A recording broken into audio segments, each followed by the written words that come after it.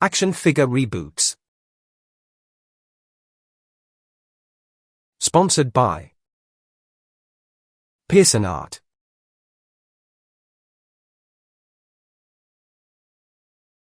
Hello, and welcome back.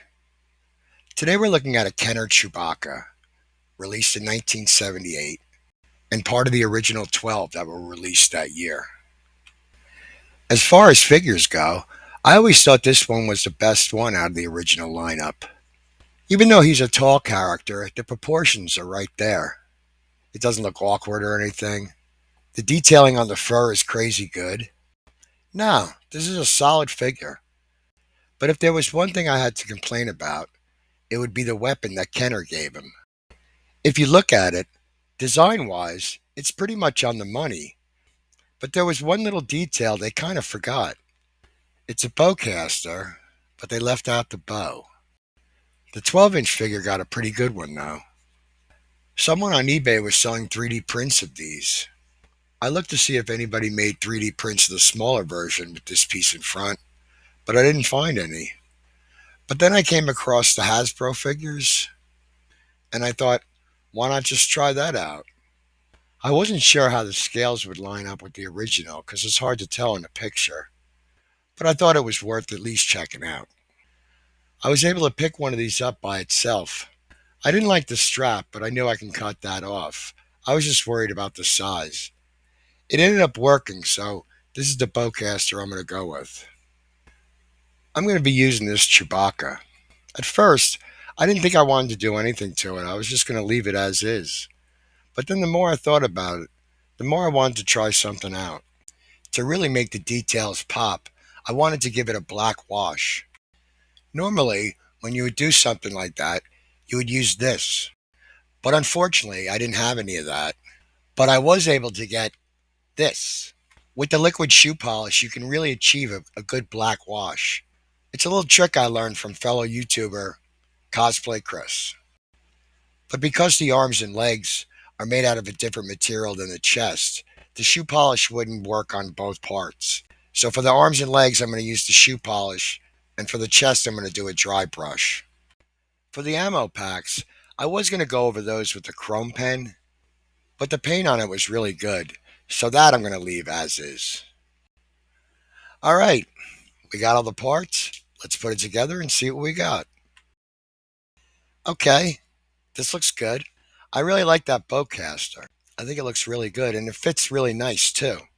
I would have liked to have gotten a 3D printed one, but I'm sure one of them will come along. And if they do, I'll pick one up and see how that looks. I could always change it out. But for now, this one's fine. I'm really loving this shoe polish trick too. I've watched Cosplay Chris for a few years now, and I've never tried it myself, but I really like it. So if you're ever watching this, Chris, thanks for the heads up. I like the way the dry brush came out on the chest and the head too. I did try to use the shoe polish on that part. I was hoping maybe it would pool in the eyes a little bit, give him kind of the panda eyes that Chewbacca has, but it didn't really take. But it did pool a bit in the mouth, and that was pretty cool because I think it brings out the teeth more.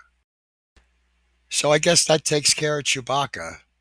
There wasn't really much to do with this figure. There isn't really much to it. As far as reboots go, it is kind of dull. So to make up for that, I'm going to do a figure that I always thought Kenner should have done, but never did, and that would be Yavin Ceremony Luke. I'm kind of surprised Kenner never made this figure. I mean, it was Luke Skywalker after all. They already had the head made, so they could have just changed out the body. Or they could have repurposed an existing body. Either way, they were leaving money on the table. They kind of did the same thing with the Luke Skywalker X-Wing pilot. They made the version with the helmet, but they never made a version without the helmet. Customizers did that years later, but at the time, Kenner never thought of it at all. That would have been another figure. In this instance, though, the head and the body were already done. It would just be a matter of switching the heads out, and they never did it. It's crazy. More money left on the table. Since we're already talking about the head, let's start with that. I'm going to be using the original Kenner Luke Skywalker head. I want to use this head for all the Luke Skywalkers I make. They're all going to be using this head and this hair color.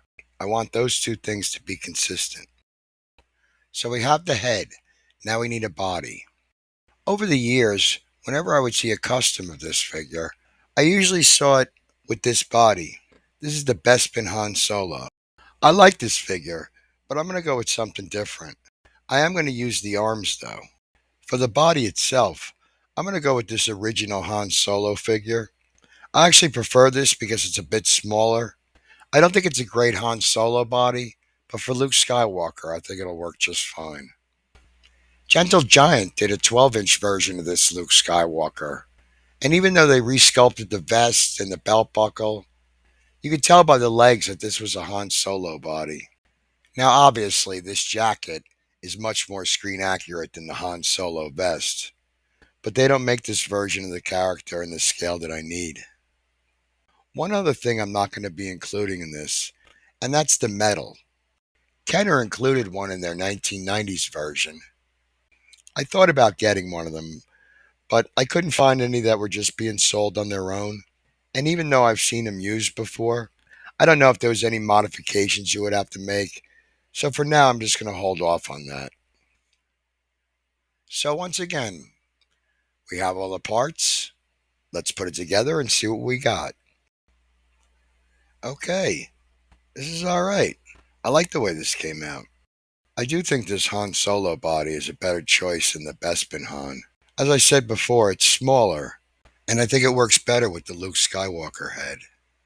I really like this. This is a nice addition. I'm quite pleased with both of these figures. As usual, these were really fun to do, but I'd really like to start working on some of the ships. So keep an eye out. Coming soon to a galaxy near you. So I guess that about wraps it up for this episode. If you enjoyed this video, hit the like button, subscribe, share, comment. I'd love to hear from you. And until next time, ladies and gentlemen, always remember and never forget, think outside the box.